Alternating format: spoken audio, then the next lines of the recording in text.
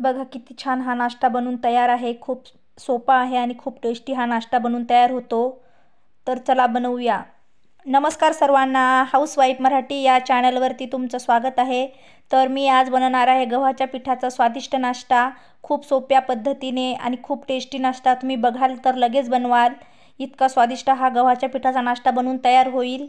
चला बनवूया। तर गव्हाच्या पिठाचा नाश्ता बनवण्यासाठी मी एक मोठी वाटी गव्हाचं पीठ घेतलं। गव्हाच्या पिठामध्ये थोडंसं मीठ टाकलं आणि एक मोहन तेल टाकलं। आता हे तेल व्यवस्थित मिक्स करून घ्यायचं, पिठामध्ये व्यवस्थित घोळून घ्यायचं।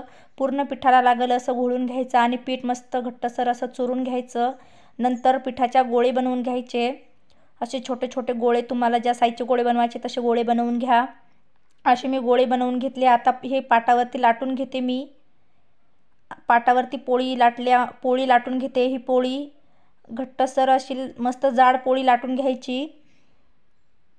आता याच्या मी पुऱ्या बनवून घेते। छोट्या छोट्या अशा पुऱ्या बनवायच्या गोल आकाराच्या। आता ह्या सर्व पुऱ्या मी बनवून घेतल्या। तर आता मी तवा ठेवला गॅसवरती।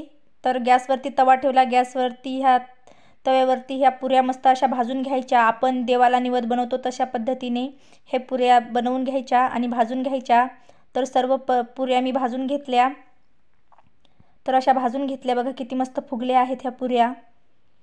तर पुऱ्या सर्व भाजून घेतल्या मी। आता मी 2 आलू उकडायला टाकले होते। तर आलूची साल काढून घेतली। आलूमध्ये खिसलेली गोबी, कोथिंबीर टाकायची आणि आलू व्यवस्थित फोडून घ्यायचा, मिक्स करून घ्यायचा। याच्यामध्ये गोबी, गाजर, शिमला मिरची, काकडी, सर्व जे फळभाज्या तुमचे मुलं खात नाहीत त्या फळभाज्या तुम्ही याच्यामध्ये ॲड करू शकता। तर मी याच्यामध्ये फक्त पानगोबी आणि कोथिंबीर आणि 2 उकडलेले आलू घेतले। आता हे व्यवस्थित बारीक करून घ्यायचे हे 2 आलू। याच्यामध्ये मी एक चाट मसाल्याची पुडी टाकणार आहे। तर चाट मसाला हा मुलांना खूप आवडतो। तर मी एक चाट मसाला पुडी आलूमध्ये टाकून घेते। थोडासा खायचा सोडा टाकायचा, खायच्या सोड्याने खूप छान टेस्ट येते आणि अन्न हे लवकर जिरतं। आणि थोडंसं जिरं टाकून घेतलं।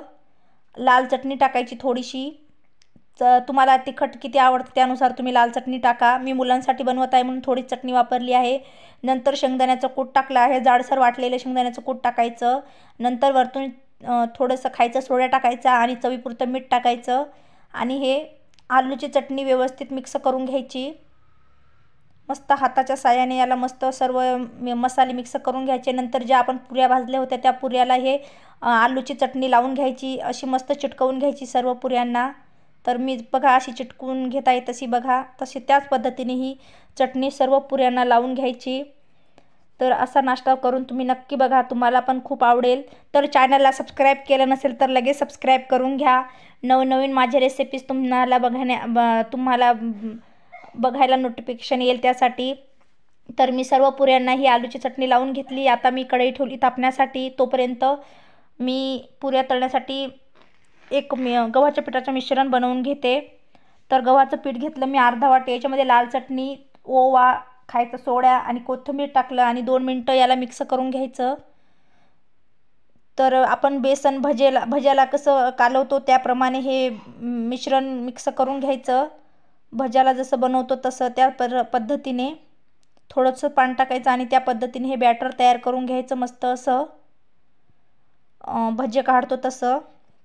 तर बघा मी हे आता मस्त असं करून घेतलं आणि 10 मिनिटं झाकून ठेवलं। नंतर लगेच बनवायला घेतलं। तर कढईमध्ये तेल पण तापलं आहे। आता हे या पिठामध्ये बुडवायचं। आपण ज्या पुऱ्या बनवल्या होत्या, पुऱ्याला चटणी लावून घेतली होती, त्या या पिठामध्ये बुडवायच्या आणि तेलामध्ये तळून घ्यायच्या। तर बघा मी कशात टाकते। तर काय करायचं, आपण ज्या बाजूला आलूची चटणी लावली होती ती बाजू खाली सोडायची आणि ती म्हणजे आलू अगोदर ज्या बाजूला आपण आलूची चटणी लावली ती खाली सोडायची, कारण ती आलू अगोदर लावलं की ते लवकर तेल त्याच्यामध्ये जाऊन बसतं, त्याच्यासाठी फुटत नाही लवकर पुरी त्यासाठी। तर अशा मस्त अशा पुऱ्या याच्यामध्ये तेलामध्ये सोडायच्या आणि मस्त अशा कुरकुरीत खमंग अशा भाजून घ्यायच्या। खूप छान लागतात बघा, कलर पण खूप छान आलेला आहे। अशा कुरकुरीत पुऱ्या खूप छान लागतात। तर तुम्ही ह्या पुऱ्या टोमॅटो सॉससोबत खा, खूप छान आहेत। तर हा खूप चांगला नाश्ता आहे, पोटभरीचा आहे आणि पौष्टिक आहे, घरात बनवलेला आहे चांगल्या तेलामध्ये। तर तुम्हाला ही माझी रेसिपी कशी वाटली ते कमेंट करून सांगा। असंच नवनवीन रेसिपीज पाहायला विसरू नका। माझा पूर्ण व्हिडिओ बघितल्याबद्दल धन्यवाद।